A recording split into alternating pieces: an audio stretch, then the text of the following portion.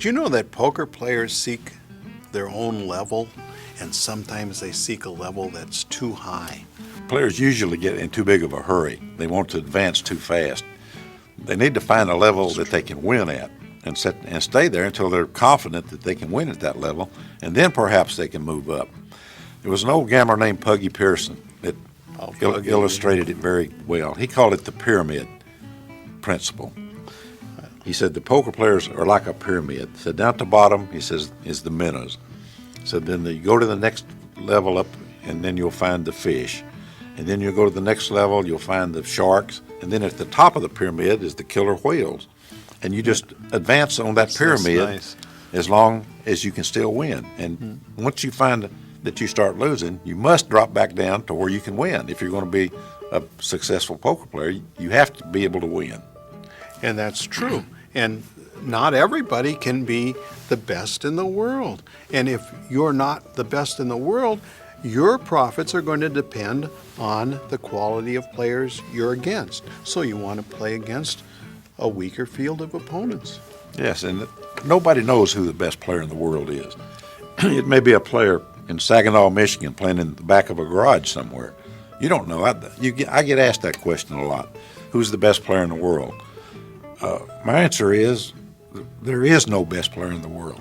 I just named him in a column, by the way. This is really coincidental. I just wrote a column, and I gave him some phony name, Felix something.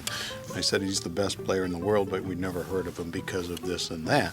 So yeah, you're right, and that's so profound. We don't really know. No, there's two to 300 players. I'd say there's not 1% difference in their play. So my answer is always, especially about the younger guys, who's the best younger player? I say come back in 20 years. And we'll know. And the guy that's still there playing, he'll be the best player. Despite what Doyle says, he is the best player in the world. Players eagerly move up the poker ladder.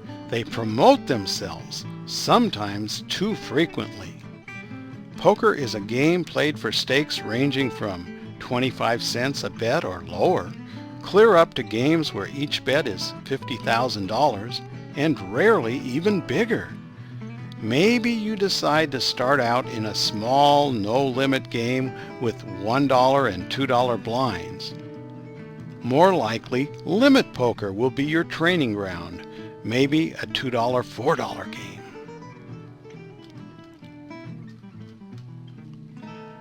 You beat that $2, $4 game and move to $3, $6, $4, $8, on to $5, $10, $10, $20. You keep winning and you keep going.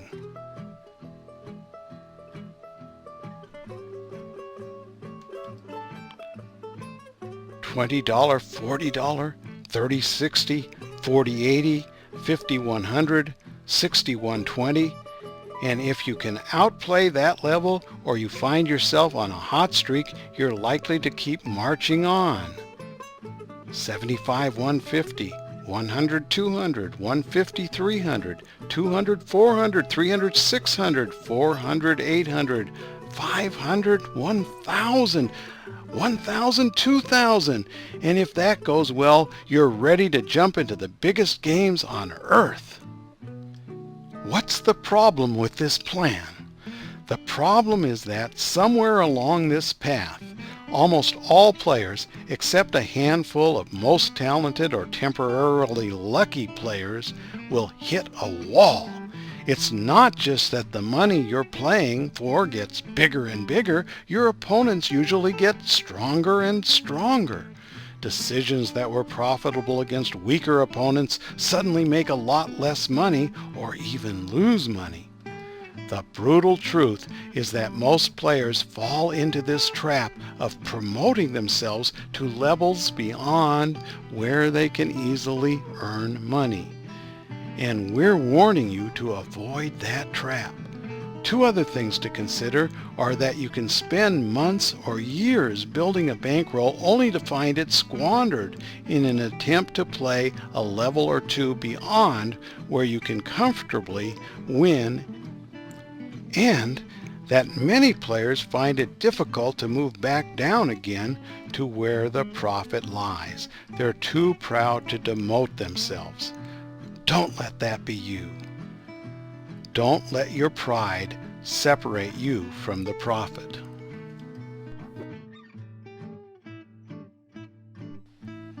When we say the pot will usually disappoint you, we mean just that.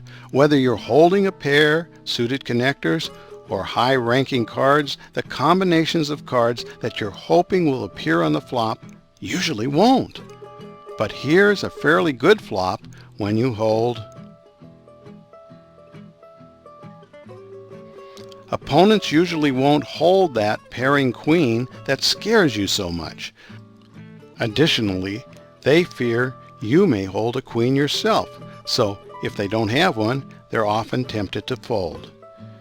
This is a situation in which you should take the initiative most of the time and bet aggressively, especially if there is more than one active opponent. The more cards ranking bigger than a 9 you can chase out of the pot, the more likely you are to secure your profit. The main time you would not bet is head-to-head against a very aggressive opponent who frequently bluffs when you're first to act. In that case, checking and calling may be your most profitable choice. What you need to know here is that this is often a profitable flop for that pair of 9s. Sometimes you might fold, and it depends on many factors. But if you're afraid to mix it up in this situation, you might not have the right temperament to play serious hold'em. The best hold'em players often play 2 overcards heads up after seeing the flop. This can result in padded profit if you do it at the right time. But if you just do it routinely almost all the time for no particular reason, it can be disastrous. Let's say everyone folded to you in a limit hold'em game and you're on the button with Ace-Jack offsuit. You raise to $400. The next player folds and the player in the big blind calls. Now the flop comes.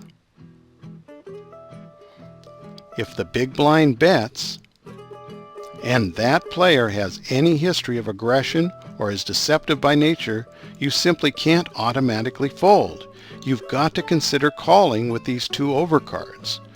Keep in mind that the flop often doesn't help either player heads up, and you just can't surrender routinely. If you do, astute opponents will run all over you. If you hold lower overcards, it's an easier decision, but here, not only can you catch a bluff or improve to beat a small pair, but your opponent could even be betting an ace with a weaker kicker. Often, you should make this call. But what if, instead of holding Ace-Jack, you hold this Ace-4? And the flop shows you no longer have 2 overcards, but you have something that can be more profitable. You have 1 overcard and an inside straight draw.